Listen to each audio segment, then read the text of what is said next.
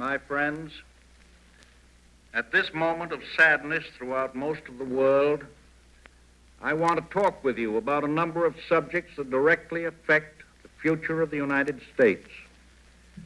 We are shocked by the almost incredible eyewitness stories that come to us, stories of what is happening at this moment to the civilian populations of Norway and Holland and Belgium and Luxembourg and France. I think it is right on this Sabbath evening that I should say a word in behalf of women and children and old men who need help, immediate help in their present distress, help from us across the seas, help from us who are still free to give it. Tonight, over the once peaceful roads of Belgium and France, millions are now moving, running from their homes to escape bombs and shells and fire and machine gunning, without shelter and almost wholly without food. They stumble on, knowing not where the end of the road will be. I speak to you of these people because each one of you that is listening to me tonight has a way of helping them. The American Red Cross that represents each of us is rushing food and clothing and medical supplies to these destitute civilian millions. Please, I beg you, please give according to your means to your nearest Red Cross chapter. Give as generously as you can. I ask this in the name of our common humanity.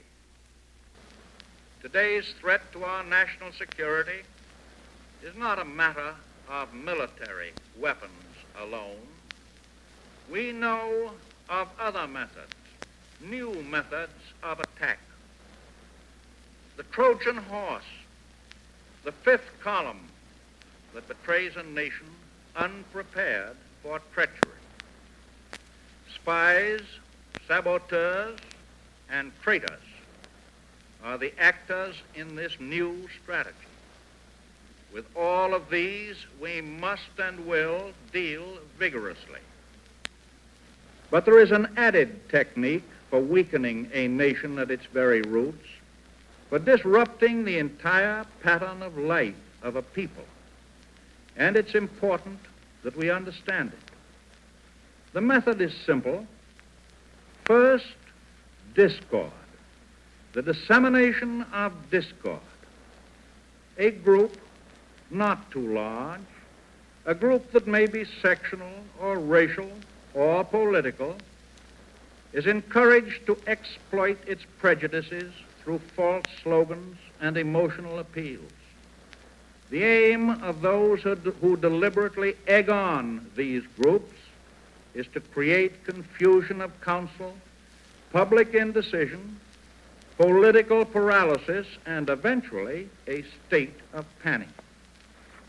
Sound national policies come to be viewed with a new and unreasoning skepticism, not through the wholesome political debates of honest and free men, but through the clever schemes of foreign agents.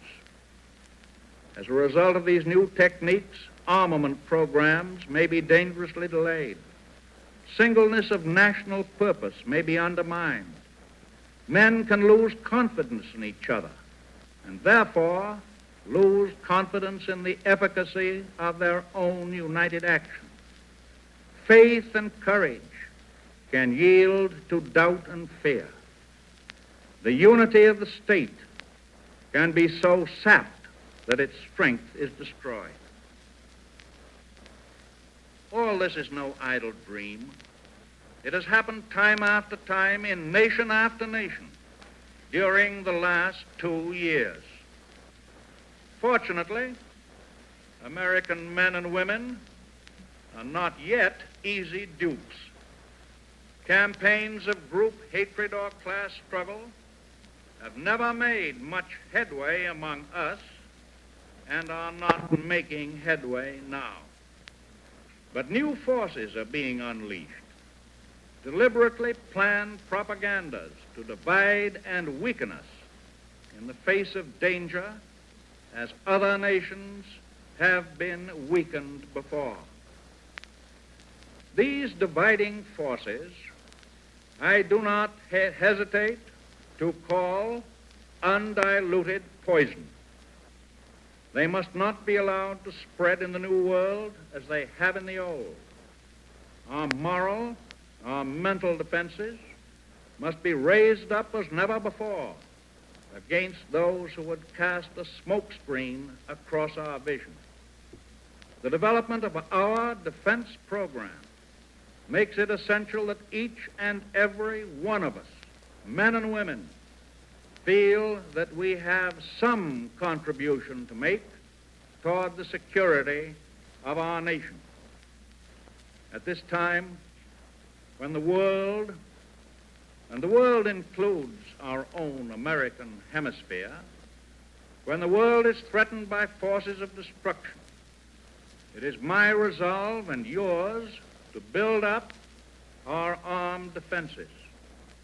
We shall build them to whatever heights the future may require.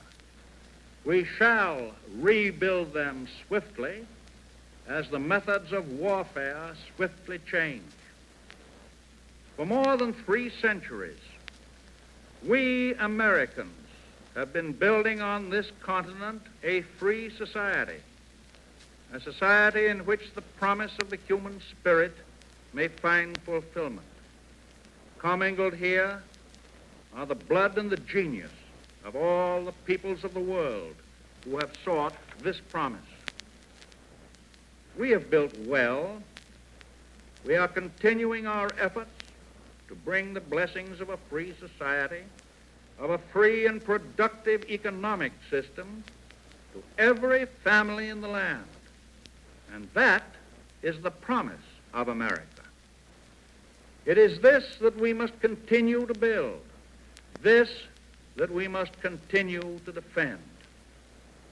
It is the task of our generation, yours and mine. But we build and defend not for our generation alone. We defend the foundations laid down by our fathers. We build a life for generations yet unborn. We defend and we build a way of life, not for America alone, but for all mankind. Ours is a high duty, a noble task. Day and night, I pray for the restoration of peace in this mad world of ours. It is not necessary that I, the President, ask the American people to pray in behalf of such a cause, for I know you are praying with me. I am certain that out of the hearts of every man, woman, and child in this land, in every waking minute, a supplication goes up to Almighty God, that all of us beg that suffering and starving, that death and destruction may end, and that peace may return to the world. In common affection for all mankind, your prayers join with mine, that God will heal the wounds and the hearts of humanity.